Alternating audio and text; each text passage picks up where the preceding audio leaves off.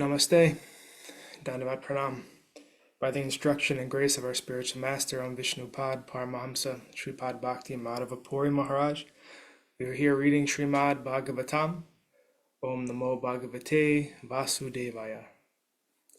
Canto 4, The Creation of the Fourth Order, Chapter 21, Text 13.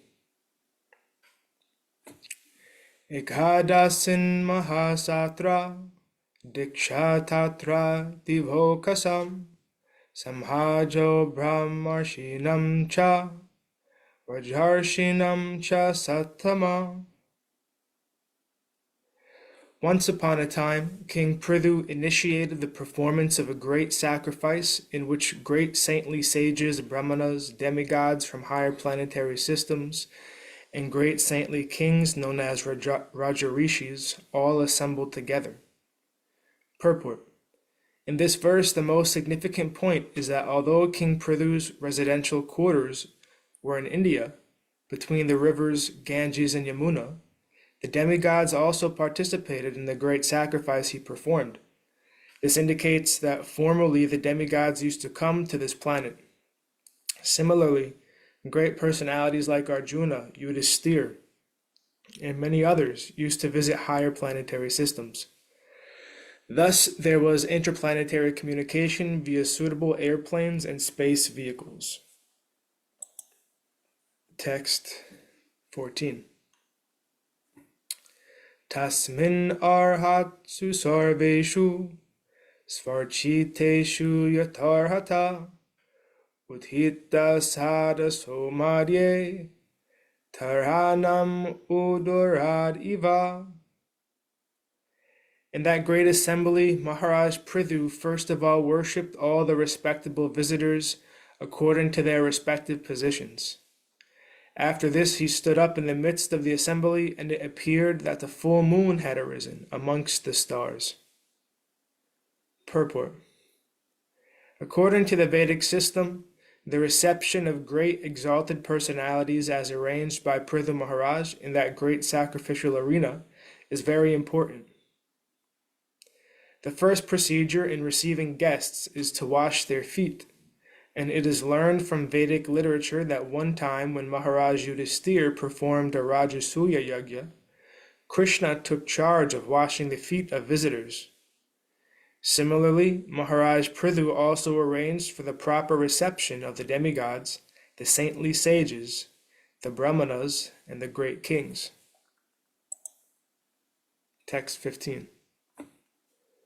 Pramsupina yatabujo Gurha kanjaru nikshana Sanhasa samukha samya Pinamsa sudvijasmita. King Pṛthu's body was tall and sturdy, and his complexion was fair. His arms were full and broad, and his eyes as bright as the rising sun. His nose was straight, his face very beautiful, and his personality grave. His teeth were set beautifully in his smiling face. Purport. Amongst the four social orders, Brahmana, Kshatriyas, Vaishyas, and Sudras, the Kshatriyas, were both men and women, are generally very beautiful. As will be apparent from the following verses, it is to be concluded not only that Mahārāja Pṛthu's bodily features were attractive, as described here, but he had specific all-auspicious signs in his bodily construction. As it is said, the face is the index of the mind. One's mental constitution is exhibited by his facial features. The bodily features of a particular person are exhibited in accordance with his past deeds. For according to one's past deeds, his next bodily features, whether in human society, animal society, or demigod society, are determined. This is proof of the transmigration of the soul through different types of bodies. Text 16. Vyudha vaksha brihachornir vali valgu dalhodara avarta nabir ojasvi Kanchan Urur Udhagrapat. The chest of Maharaj Pṛthu was very broad, his waist was very thick, and his abdomen, wrinkled by lines of skin, resembled in construction a leaf of a banyan tree. His navel was coiled and deep. His thighs were of a golden hue, and his instep was arched. 17. Sukshma Vaktra Shita Snigdha Murhaja Kambu Kandara Mahadhane Dukal Griye Paridhayo Paviyacha. The black slick hair on his head was very fine and curly, and his neck, like a conch shell, was decorated with auspicious lines. He wore a very valuable dhoti, and there was a nice wrapper on the upper part of his body. Text 18. Vyanjita Shesha Gatra Shir Nihame Nihasta Bhushana Krishna Gyadhara Shriman Kusapani Kritochita. As Maharaj Pṛthu was being initiated to perform the sacrifice, he had to leave aside his valuable dress, and therefore his natural bodily beauty was visible. It was very pleasing to see him put on a black deerskin and wear a ring of kusa grass on his finger, for this increased the natural beauty of his body. It appears that Maharaj Pṛthu observed all the regulative principles before he performed the sacrifice.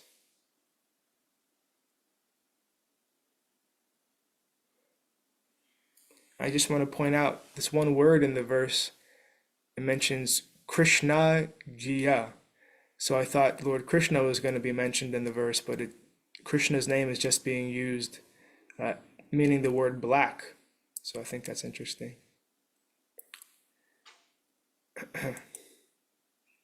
Text 19.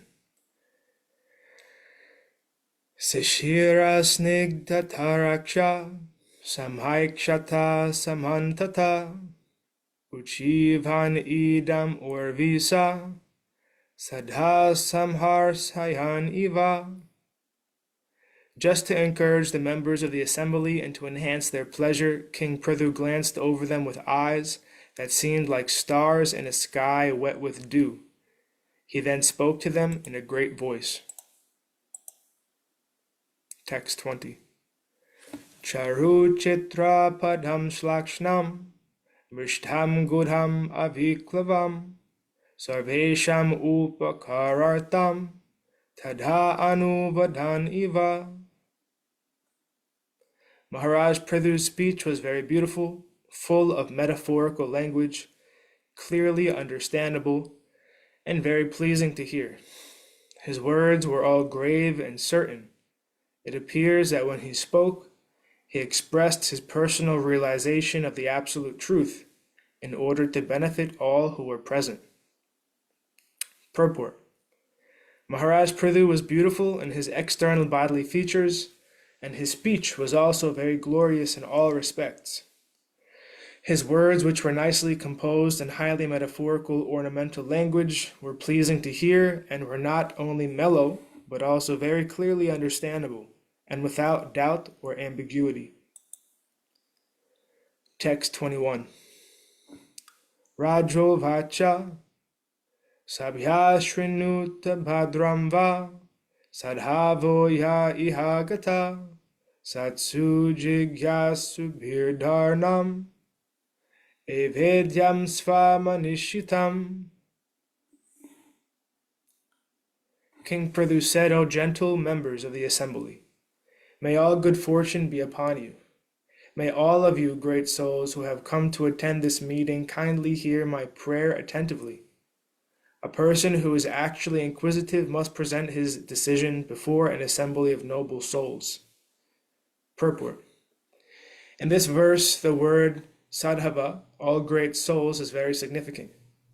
When a person is very great and famous, many unscrupulous persons become his enemies, for envy is the nature of materialists. In any meeting, there are different classes of men, and there it is to be supposed that because Pṛthu Maharaj was very great, he must have had several enemies present in the assembly, although they could not express themselves. Maharaj Pṛthu, however, was concerned with persons who were gentle, and therefore he first addressed all the honest persons, not caring for the envious. He did not, however, present himself as a royal authority empowered to command everyone, for he wanted to present his statement in humble submission before the great assembly of sages and saintly persons. As a great king of the entire world, he could have given them orders, but he was so humble, meek, and honest that he presented his statement for approval in order to clarify his mature decision. Everyone within this world is conditioned by the modes of material nature, and therefore has 4 defects. But although Pṛthu Maharaj was above all these, still, like an ordinary conditioned soul, he presented his statements to the great souls, sages, and saintly persons present there. Text 22. Aham danda daro raja prajhanam iha yojita rakshita vritti dhasveshu seteshu stapita pratak. King Pṛthu continued, "By the grace of the Supreme Lord, I have been appointed the king of this planet, and I carry the scepter to rule the citizens, protect them from all danger, and give them employment according to their respective positions in the social order established by Vedic injunction." Purport. A king is supposed to be appointed by the Supreme Personality of Godhead to look after the interests of his particular planet. On every planet, there is a predominating person, just as we now see that in every country there is a president. If one is president or king, it should be understood that this opportunity has been given to him by the Supreme Lord. According to the Vedic system, the king is considered a representative of Godhead and is offered respects by the citizens as God in the human form of life. Actually, according to the Vedic information, the Supreme Lord maintains all living entities, and especially human beings, to elevate them to the highest perfection. After many, many births in lower species, when a living entity evolves to the human form of life, and in particular, to the civilized human form of life, his society must be divided into 4 gradations, as ordered by the Supreme Personality of Godhead in Bhagavad Gita, Chatur Varnyam Maya Shrishtam, etc. The 4 social orders, the Brahmanas, Kshatriyas, Vaishyas, and Sudras, are natural divisions of human society. And as declared by Pṛthu Maharaj, every man in his respective social order must have proper employment for his livelihood. It is the duty of the king or the government to ensure that the people observe the social order and that they are also employed in their respective occupational duties. In modern times, since the protection of the government or the king has been withdrawn, social order has practically collapsed. No one knows who is a Brahmana, who is a Kshatriya, who is a Vaishya, or who is a Sudra, and people claim to belong to a particular social order by birthright only. It is the duty of the government to reestablish social order in terms of occupational duties and the modes of material nature, for that will make the entire world population actually civilized. If it does not observe the institutional functions of the 4 social orders, human society is no better than animal society, in which there is never tranquility, peace, and prosperity, but only chaos and confusion. Maharaj Pṛthu is an ideal king, strictly observing the maintenance of the Vedic social order. Prajayate iti praja. The word praja refers to one who takes birth. Therefore, Pṛthu Maharaj guaranteed protection for prajanam, all living entities who took birth in his kingdom. Praja refers not only to human beings, but also to animals, trees, and every other living entity. It is the duty of the king to give all living entities protection and food. The fools and rascals of modern society have no knowledge of the extent of the responsibility of the government. Animals are also citizens of the land in which they happen to be born, and they also have the right to continue their existence at the cost of the Supreme Lord. The disturbance of the animal population by wholesale slaughter produces a catastrophic future reaction for the butcher, his land, and his government. Text 23. Tasya me tad anustanad yan ahor brahmavadina lokasyu kamas nodhoha yasyatu syati dishtadrik. Maharaj Pṛthu said, I think that upon the execution of my duties as king, I shall be able to achieve the desirable objectives described by experts in Vedic knowledge. This destination is certainly achieved by the pleasure of the Supreme Personality of Godhead, who is the seer of all destiny. Purport. Maharaj Pṛthu gives special stress to the word Brahmavadina by the experts in the Vedic knowledge. Brahma refers to the Vedas, which are also known as Shabda Brahma, or transcendental sound. Transcendental sound is not ordinary language, although it appears to be written in ordinary language. Evidence from the Vedic literature should be accepted as final authority. In the Vedic literature, there is much information, and of course, there is information about the execution of a king's duty.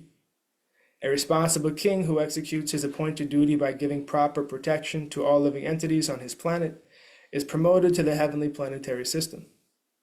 This is also dependent upon the pleasure of the Supreme Lord. It is not that if one executes his duty properly, he is automatically promoted, for promotion depends upon the satisfaction of the Supreme Personality of Godhead. It must ultimately be concluded that one can achieve the desired result of his activities upon satisfying the Supreme Lord. This is also confirmed in the first canto, second chapter of Srimad Bhagavatam. Atha pumbhir dvija shrestha varnashramha vibhagasa svanusti tasya dharmasya samshidhir haritoshanam. The perfection of one's execution of his appointed duties is the ultimate satisfaction of the Supreme Lord. The word kama sadhana, kama sandoha, means achievement of the desired result. Everyone desires to achieve the ultimate goal of life, but in modern civilization, the great scientists think that man's life has no plan. This gross ignorance is very dangerous and makes civilization very risky. People do not know the laws of nature, which are the rulings of the Supreme Personality of Godhead. Because they are atheists of the first order, they have no faith in the existence of God and his rulings, and therefore do not know how nature is working. This gross ignorance of the mass of people, including even the so-called scientists and philosophers, makes life a risky situation in which human beings do not know whether they are making progress in life. According to Srimad Bhagavatam 7.5.30, they are simply progressing to the darkest region of material existence. Adhanta gobir vishatam tamishram. The Krishna consciousness movement has therefore been started to give philosophers, scientists, and people in general the proper knowledge about the destiny of life. Everyone should take advantage of this movement and learn the real goal of life. And thus ends our reading for today. We'll continue from text 24 on Monday. Were there any comments or questions, any contributions from the participants?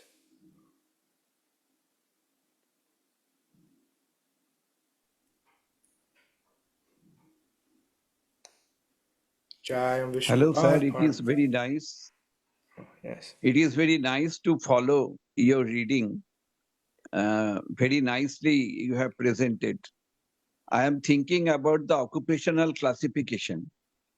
There are 4 classifications are there, and it is written that it will help the whole world for the service of the people, for the service of the mankind. So whether this occupational classification is very effective, what is your opinion? Well, the idea of Varnashram is that it helps humanity Yeah, cultivate yeah, service to the Lord, right? So service to the Lord is not the same as service to humanity. It's a yeah, different emphasis. So this is the first point. When we understand that God or Krishna is the whole, Om Purnam Ada Purnam Idam, and that humanity is his energy or his Shakti, Jivara Svarapoi, Krishnara Nityadas, Krishnara Chatasta Shakti, Beta Beta Prakash. Humanity is his Tatasta Shakti, and the Lord is the whole, the Shakti Mam, the controller of that Shakti. And then we understand logically that service to the whole is what nourishes the parts. Just like when you water the roots of a tree, then all of the parts of the tree are nourished. But if you try to water the leaf or the branch or the flower individually, which is equated to trying to serve humanity individually, then the whole tree won't flourish. The energy has to be put in a specific direction to the roots. And the roots means the center of reality, means God, the whole. And when we put our energy there, then the entire tree will flourish. Then all of the parts will flourish, including humanity. Same example is there with the stomach when eating. If you want the whole body to be nourished, you can't put food in the ear, up the nose. It doesn't work like that. You have to only put the food in the stomach. And then once the food is in the stomach, the whole body is nourished. So that's the idea of why service is going to the Lord as opposed to directly to humanity. Because if we give service to the Lord, then everything is taken care of properly because the Lord is the whole. So now your question is Varnashram classification useful, or is it useful? yeah, useful or not? So of course the modern version of the class system that currently exists in India is not real Varnashram Dharma. It's an extremely degraded materialistic form of what was established for spiritual reasons. So we can't judge the current situation in India of so-called Varnashram class system. We can't use that state to judge what Bhagavatam is presenting as Varnashram Dharma, because it's a completely different purpose. Today's system in India is basically a means of exploiting, right? People are exploited. You have the untouchables at the lowest class, and they're very mistreated, and people are looking for power and self-service. So that is not real Varnashram Dharma. What Prabhupada was presenting here and what Bhagavatam was presenting as Varnashram Dharma is a system where every human being has an inclination, right? Some people simply are not made, they don't have the mental capacity or the physical capacity to lead masses of people. The Kshatriyas are the leaders, right? Some people just simply don't have that capacity. So to put someone in that position who doesn't naturally have that capacity would lead to mismanagement. Some people don't have the capacity to understand the full purport of the Vedic literature, right? That's the position of the Brahmanas. The Brahmanas are those who are born they have a very purified intelligence, and they have the capacity to really understand the Vedas. And so they are able to give proper instruction to the Kshatriyas about what is the best way to live the life and lead the civilization such that service to the Lord is really being executed. And then the Kshatriyas accept that guidance from the Brahmanas, and they manage and govern the rest of the population based on that advice. Now, some people have the inclination and mental capacity for manual labor, and that's not a bad thing. That's incredibly necessary for the maintenance of society. So those are the Sudra class, where they are laboring in the fields, agricultural, This is necessary. That's not something bad or something that should be looked down upon. It's a very necessary role, and there are some people who are naturally suited to that kind of work. Similarly, the Vaishyas, there are some people who are suited for the selling of goods. They are very good mercantile businessmen, businessmen and women. They naturally have that propensity to be able to take a good and sell it and exchange it. And so these latter two, Vaishyas and Sudras, are being managed by the Kshatriyas, because the most of the population is actually Vaishyas and Sudras.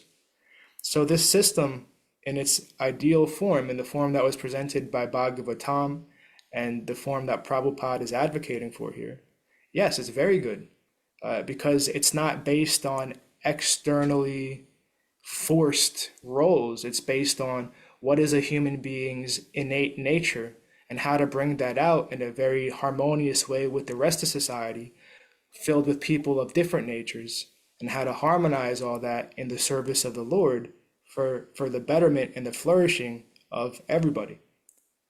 But again, what is currently existing in India is not that, unfortunately. But Prabhupada is trying to encourage them to take that up once again. So what is being presented in Bhagavatam is very good and is ideal. But what is there in India today, of course, is most unfortunate, as far as people being mistreated and exploited in the name of Varnashram. Thank you for your explanation. Thank you, Prabhu.